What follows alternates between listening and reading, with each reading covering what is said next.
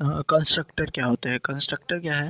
Constructor is a special method which invoke automatically at the time of the object created. जब एक special method है जो कि automatically invoke हो जाता है जब कोई भी ऑब्जेक्ट क्रिएट होता है। कंस्ट्रक्टर का नाम क्या है? अब कुछ रूल्स हैं constructor. Constructor have the same name as the class and और स्ट्रक्चर। कंस्ट्रक्टर का नाम सेम होना चाहिए, जो क्लास एंड स्ट्रक्चर का नेम है वही सेम नेम होना चाहिए कंस्ट्रक्टर का, ठीक। और दूसरा, constructor does not have the return type. Constructor का कोई रिटर्न टाइप नहीं होता, डज इवन वॉइड भी नहीं होता। कंस्ट्रक्टर का रिटर्न टाइप कुछ भी नहीं लिखते हैं, ठीक। Constructor are only constructor are only called once at the object create. Constructor एक ही बार कॉल किया जाता है जब उसको ऑब्जेक्ट क्रिएट करते हैं। Memory allocation happen when constructor is called. जब मेमोरी एलोकेशन होता है जब कंस्ट्रक्टर कॉल किया जाता है। अब एक बताए थे सर, बताए थे तो सर ने क्या बताते हैं, इंस्टेंट या ऑब्जेक्ट हो इंस्टेंट को ऑब्जेक्ट कहते हैं। When we creating the instant with the help of the new keyword. जब हम क्या करते हैं, इंस्टेंट क्रिएट करते हैं with the help of the new keyword के लिए, तो constructor will be load into the heap memory. Constructor load हो जाता है हीप मेमोरी में। Non static member of the class will also load in the heap memory. Non static member वो भी load हो जाते हैं हीप मेमोरी में। Instant block will execute automatically. Instant block automatically execute होता है और constructor will execute automatically. Constructor भी फिर ऑटोमेटिकली एग्जीक्यूट होता है, ऑटोमेटिकली यूज हो जाता है execute. The memory of the constructor form of the current instant. This keyword will be provide to an object. जो मेमोरी एलोकेट की गई है करंट इंस्टेंट को, उसको दिस कीवर्ड से प्रोवाइड किए, दिस कीवर्ड असाइन किए गए हैं, ठीक, उस मेमोरी स्पेस को।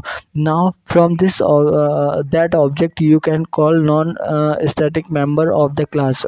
दिस कीवर्ड से तुम क्या इससे इस ऑब्जेक्ट से क्या कर सकते हो, तुम non static member of the class को कॉल कर सकते हो। तो कंस्ट्रक्टर क्या होता है, कंस्ट्रक्टर यूज़ किस लिए आता है? It is use to for the initialise the data. Constructor only एक बार कॉल होता है जब ऑब्जेक्ट क्रिएट होते हैं। If no constructor is created then program क्या करता है, जावा अपने आप ही एक ऑटोमेटिकली डिफ़ॉल्ट कंस्ट्रक्टर बना देता है। अगर सपोज़ कोई कंस्ट्रक्टर बना दिए हैं तो जावा खुद से फिर कंस्ट्रक्टर नहीं बनाता। अगर तुमने कंस्ट्रक्टर नहीं बनाया तब जावा कंस्ट्रक्टर क्रिएट करता है। But if you anyone created whether the one constructor, तो तब उस समय जावा क्या करता है, कंस्ट्रक्टर फिर नहीं बनाता है, उसको एटलीस्ट एक कंस्ट्रक्टर चाहिए, इसीलिए वो नहीं बनाता। तो इसका एग्जांपल देख लेते हैं। सपोज़ स्टूडेंट की क्लास बना रहा हूँ, तो क्लास स्टूडेंट कर दिया, इसके अंदर दो चीज़ रखा हो, नेम और रोल नंबर, तो स्ट्रिंग नेम और इंट रोल नंबर कर दिया। तो अब कंस्ट्रक्टर कैसे क्रिएट करूँगा, तो बताया कि इसका कोई रिटर्न टाइप नहीं होता, तो डायरेक्ट नाम लिखा जाएगा, क्लास का नेम जो होगा वही कंस्ट्रक्टर का नाम लिखा जाएगा। तो स्टूडेंट, फिर उसके बाद पैरेंथेसिस ऑन या क्लोज। अब देखेंगे टाइप्स ऑफ द कंस्ट्रक्टर में भी देखेंगे, पैरेंथेसिस के ऊपर भी डिपेंड करता है। फिर उसके बाद ओपन कर्ली ब्रैकेट और क्लोज कर्ली ब्रैकेट। तो ये student open parenthesis close parenthesis open curly bracket close पे कर्ली ब्रैकेट, ये क्या है, कंस्ट्रक्टर है। इसके अंदर तुम कुछ भी लिखते हो सकते हो। Suppose system dot out dot print एलन में लिखते का कंस्ट्रक्टर इज कॉल्ड, तो ये तुमने लिख दिया, तो जब कॉल होगा तब ये लाइन एग्जीक्यूट कर जाएगी।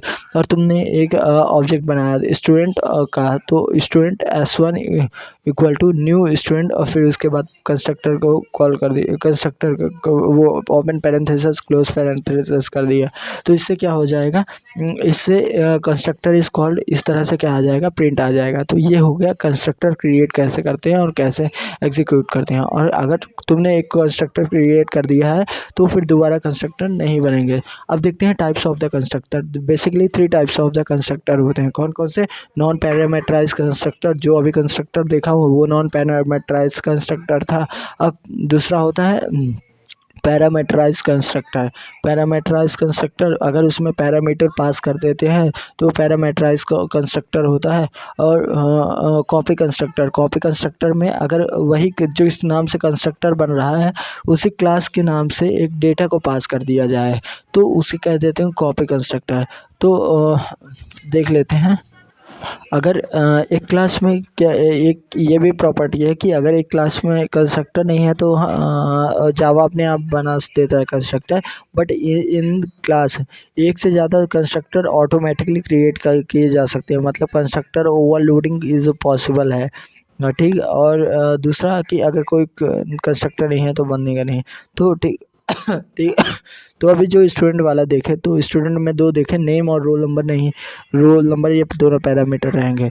तो एक कंस्ट्रक्टर हो गया नॉन पैरामीटराइज। अब पैरामीटराइज वाला कंस्ट्रक्टर देखते हैं। सपोज कि कोई नाम दे रहा, रोल नंबर नहीं दे रहा, तो उसके लिए क्या बना दिए, वो इसका रिटर्न टाइप होगा नहीं तो स्टूडेंट लिखे, फिर पैरेंथेसिस ऑन किए, इसमें लिखे स्ट्रिंग नेम, फिर इसके बाद क्या कर दिया, क्लोज कर दिया, this dot name equal to name कर दिया। इसी तरह अगर कोई रोल नंबर दे रहा तो स्टूडेंट इंट रोल नंबर और फिर this dot roll number equal to roll number लिख दिया है। ठीक।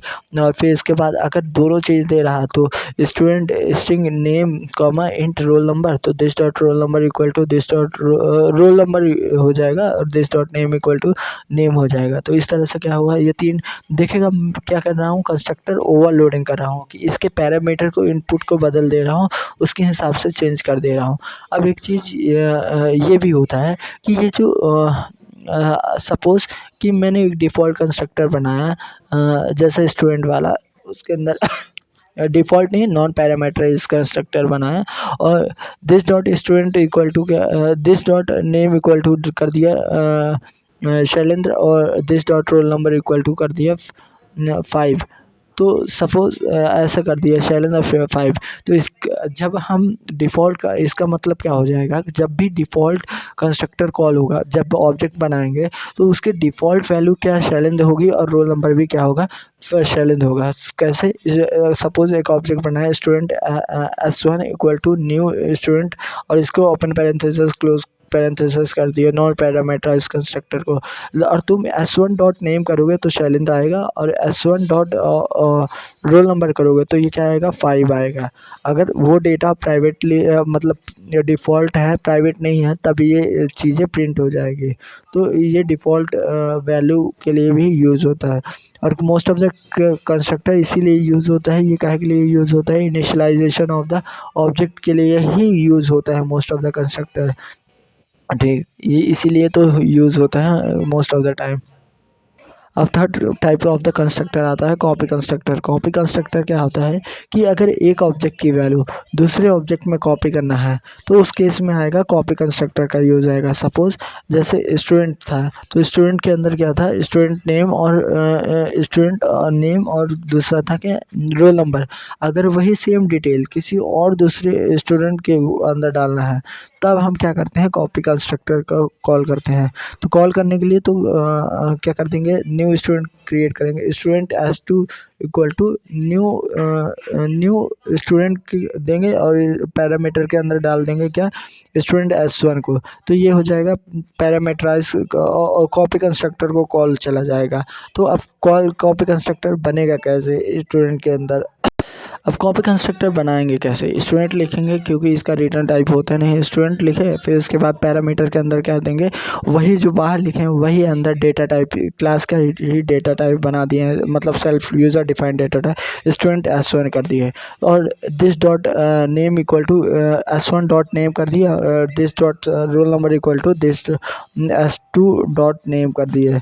तो this dot roll number equal to कर दिए S1 डॉट रोल नंबर। ये हो गया, क्या हो गया, कॉपी कंस्ट्रक्टर क्रिएट हो गया। तो जो S2 ऑब्जेक्ट बना है उसमें भी वही रोल नंबर है और वही डेटा है जो S1 में स्टोर है। तो अब एक प्रॉब्लम देख किसके साथ, कॉपी कंस्ट्रक्टर के साथ, कि अगर हम कोई ऑब्जेक्ट बनाते हैं, फॉर एग्जांपल कोई एरे बनाए या कोई सब क्लास बनाए, तो इस तरह के कोई ऑब्जेक्ट अगर पैरामीटर हम क्या पास कर रहे हैं, किसके अंदर, कॉपी कंस्ट्रक्टर के अंदर पास कर रहे हैं। कॉपी कंस्ट्रक्टर कहता हूँ, वो कंस्ट्रक्टर के अंदर है। जैसे स्टूडेंट के अंदर क्या था, अभी नेम और रोल नंबर था। अब तीसरा पैरामीटर ले लिए क्या, कि ये एक एरे ले लिए, एरे ले लिए किसका, ऑफ द साइज 3 ले लिया। तो ये एरे कैसे लिए, इंट स्ट्रिंग नेम लिखे थे, इंट रोल नंबर लिखे थे। अब क्या लिख देंगे, इंट मार्क्स और फिर स्क्वायर ब्रैकेट लिख देंगे, तो ये क्या हो जाएगा, एक एरे क्रिएट हो जाएगा। अब देख, अब जब नॉर्मल क्लास बनाएंगे तो अब कॉपी कंस्ट्रक्टर में क्या करें, कॉपी कंस्ट्रक्टर कैसे बनाता है, student student S1 student parenthesis में student S1 this dot name equal to S1 dot name, this dot roll number equal to S1 dot roll number, this dot marks जो array है उसको कर दूँ S1 dot marks. तो यहाँ पे बन जाएगी shallow copy of the marks. That means instant of the creating की जो S2 new function new object बना है, उनके लिए क्या करना है, एक पूरा ऑब्जेक्ट क्रिएट करना, S2 का एरे क्रिएट करना, S2 के लिए इंडिपेंडेंट एरे क्रिएट करना। तो इंडिपेंडेंट एरे S2 के लिए नहीं क्रिएट करेगा, वो रेफरेंसिंग एड्रेस को ही बस S2 डॉट मार्क्स में उसी को बस पॉइंट करने लगेगा। दैट मीन्स S1 के लिए जो मार्क्स एड्रेस एरे क्रिएट हुआ था, वही सेम एरे किसके लिए क्रिएट हो गया है, वही सेम एरे को ही पॉइंट कर रहा है S2 डॉट मार्क्स। दोनों के लिए एक दूसरे के लिए ओनली वैल्यू कॉपी हुआ है। तो ये प्रॉब्लम है किसके साथ, कि S2 के लिए एरे के लिए कि जस्ट रेफरेंस कॉपी हो गया है, एरे नहीं क्रिएट हुआ है। तो ये कैसे प्रॉब्लम विथ एरे होती है, प्रॉब्लम विथ सब एरे होती है, क्लास इनसाइड द क्लास उसे कह देते हैं, सब क्लास कह देते हैं। तो शैलो कॉपी क्या है, copy the reference of the object changing in the one object value is refer the second object. अगर S1 के अंदर कोई भी वैल्यू की चेंज करते हैं तो वो रेफ़र करता है किसके अंदर, S2 के अंदर रेफ़र करता है। बिकॉज ऑफ ये क्यों रेफ़र करता है, because of the both have the same memory location. ये ऐसा क्यों करता है, क्योंकि दोनों की सेम मेमोरी लोकेशन है। तो ये होता है शैलो कॉपी। शैलो कॉपी का एक एग्ज़ाम्पल देख लेते हैं कैसे करते हैं। तो सपोज़ कि स्टूडेंट S1 का ऑब्जेक्ट बना है और S1 dot name equal to Shailan कर दिए, S1 dot roll number equal to 456 कर दिया, और S1 dot marks 0 equal to क्या कर दिए, 100 कर दिया, और S1 डॉट मार्क्स इंडेक्स 1 पे क्या कर दिए, 90 कर दिए, और S1 डॉट मार्क्स 2 पे के लिए क्या कर दिए, 80 कर दिए। अब मेरे में डाउट ये आ रहा था कि ये मार्क्स की वैल्यू इंडेक्स 3 ही कैसे इनिशियलाइज हो गई। तो ये जो स्टूडेंट कंस्ट्रक्टर को कॉल किया हो, डिफ़ॉल्ट कंस्ट्रक्टर को कॉल किया हो, नॉन पैरामीटराइज को, तो इसके अंदर लिखा है marks equal to new int और स्क्वायर ब्रैकेट में 3। तो जब भी ये ऑब्जेक्ट क्रिएट हो गया है तो एरे जो मार्क्स था उसके अंदर 3 वैल्यू हो गए। तो इस तरह से इसको क्या कर दिए, वो कर दिए हैं। तो S1 डॉट मार्क्स 0 में कुछ असाइन कर दिए 100, S1 डॉट मार्क्स 1 में असाइन कर दिए 90, S1 डॉट मार्क्स 2 में असाइन कर दिए 80, ये वैल्यू असाइन कर दिए, ठीक। अब जब अब S2 डॉट अब S2 के ऑब्जेक्ट के लिए हम क्या किए, लूप लगा के किए, S2 dot marks of the I को देखे तो यही सेम वैल्यू आई। बट अगर S1 डॉट मार्क्स 2 पे हम वैल्यू क्या कर दें, 100 कर दें, जो कि अभी 80 थी, और फिर उसके बाद क्या करें, फॉर लूप लगाएं, for int I equal to 0, I is less than 3, I plus plus करें, system dot out dot print LN S2 dot marks of I करें, तो इस केस में 100 90 100 आएगा। तो दैट मीन्स कि जो वैल्यू अपडेट किए S1 में वही सेम वैल्यू क्या कर रहा है, रेफ़र कर रहा है S2 में। तो इस यहाँ पे बनी है शैलो कॉपी की, मतलब जो एरे बना है, तो एरे जो बना है वो क्या कर रहा है, वो पॉइंट कर रहा है उस पर्टिकुलर उस रेफरेंस वेरिएबल को पॉइंट कर रहा है, वो उसके लिए अलग से एरे नहीं बना है। तो ये प्रॉब्लम है विद द शैलो कॉपी की। शैलो कॉपी क्या करता है, copy the reference of the object, अगर चेंज करें एक पे तो वो दूसरे पे रिप्रेजेंट करता है। बिकॉज ऐसा क्यों करता है, because both have the same memory location, इस कारण से। अब आते हैं डीप कॉपी। डीप कॉपी क्या करता है, एलोकेट करता है न्यू मेमोरी लोकेशन को in which the complete copy of the object, जिसमें कंप्लीट कॉपी हो ऑब्जेक्ट का इनटू द अनदर ऑब्जेक्ट, एक दूसरे ऑब्जेक्ट की कंप्लीट कॉपी हो, ठीक। And changing of the one value is not reflected the second object. अगर एक ऑब्जेक्ट की वैल्यू चेंज करें तो दूसरे में वो रिफ्लेक्ट नहीं है। Both have the different memory location, तो उन दोनों की अलग अलग मेमोरी लोकेशन होती है। तो ये क्या है, एलोकेट न्यू मेमोरी लोकेशन के लिए यूज़ होता है। तो उसके लिए कॉपी, इसके लिए क्या करेंगे, उसी कंस्ट्रक्टर में थोड़ी चेंजेस कर देंगे। तो जो स्टूडेंट, फिर उसके बाद पैरेंथेसिस स्टूडेंट S1 था, तो इसमें क्या कर देंगे, marks equal to new int 3 initialise कर दिए कि इसका जब कंस्ट्रक्टर बने तो इसके भी मार्क्स क्या बन जाए, 3 बन जाए। और this dot name equal to S1 कर देंगे, S1 डॉट नेम कर देंगे। This dot roll number equal to S1 dot roll number कर देंगे। For int I equal to 0 से लेके I is less than marks dot length, और I plus plus करेंगे। This dot marks of the I equal to क्या कर देंगे, S1 dot marks of the I कर देंगे, और इस फॉर लूप को क्लोज कर दूंगे। अब एक एक वैल्यू क्या करेगी, वहाँ से उठ के इसमें आएगी, तो ये हो जाएगा क्या, ये हो जाएगा कॉपी कंस्ट्रक्टर। अब इसके बाद आते हैं लेज़ी कॉपी। लेज़ी कॉपी भी क्या होता है, एक ये हो गई शैलो कॉपी और डीप कॉपी हो गई। लेज़ी कॉपी क्या होता है, लेज़ी कॉपी ये होता है कि पहले वो क्या देखता है कि शैलो कॉपी बनी, shallow copy, deep shallow copy बनी रहती है, दोनों एक ही। लेज़ी कॉपी क्या है, is defined as the combination of the both shallow copy and deep copy का दोनों कॉम्बिनेशन होता है। This mechanism follow the similar approach, ये भी वही सिमिलर अप्रोच फॉलो करता है। एट इनिशियल स्टेट, शुरुआती दौर पे shallow copy approach is use, shallow copy approach use की जाती है। Counter is also use to keep tracking for the many object share the data. एक काउंटर क्रिएट किया जाता है कि कितने ऑब्जेक्ट को डेटा शेयर हो रहा है। When program want to modify the original object, जब प्रोग्राम ओरिजिनल ऑब्जेक्ट को मॉडिफाई करता है तो it check whether the object is shallow और नॉट। वो चेक करता है कि ऑब्जेक्ट शैलो है कि नहीं। इफ़ ऑब्जेक्ट इज शेयर्ड, अगर ऑब्जेक्ट क्या है, शेयर्ड है, तो इट की the deep copy of mechanism is initialise. जब ये फिर क्या कर देता है, डीप कॉपी इनिशलाइज कर देते हैं। अब एक कंस्ट्रक्टर देखें, तो अब देख लेते हैं डिस्ट्रक्टर। डिस्ट्रक्टर क्या होता है, destructor member function that invoke automatically when object gone out of the scope. ये और it explicitly destroy by call to delete. Destructor क्या होता है, ये रिवर्स है किसका, कंस्ट्रक्टर का। A member from call this, it is invoke automatically. जब मेंबर फंक्शन कॉल करता है तो ये ऑटोमेटिकली इन्वोक होता है, कॉल होता है। When object gone out of the scope, जब object out of the scope जाता है तब ये उससे पहले कॉल होता है, या जब ऑब्जेक्ट क्या होता है, डिस्ट्रॉय होता है, तो उससे पहले ये कॉल होता है। जावा में कोई डिस्ट्रक्टर नहीं होता है। It done by the garbage collector के थ्रू ये हो जाता है। या यूजलेस डेटा और स्पेस एरे जो भी है वो गार्बेज कलेक्टर रिमूव कर देता है। तो remember that there is no concept of destructor in Java.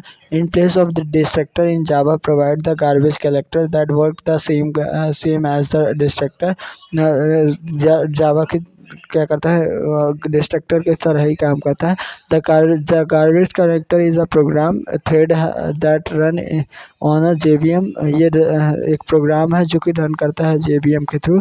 Garbage collector automatically delete the unuse object. Garbage collector क्या करता है, अनयूज्ड ऑब्जेक्ट को डिलीट करते हैं। Object that no longer use, जो ऑब्जेक्ट का बहुत तरह से यूज नहीं है उसका, एंड फ्री अप कर देता है मेमोरी को।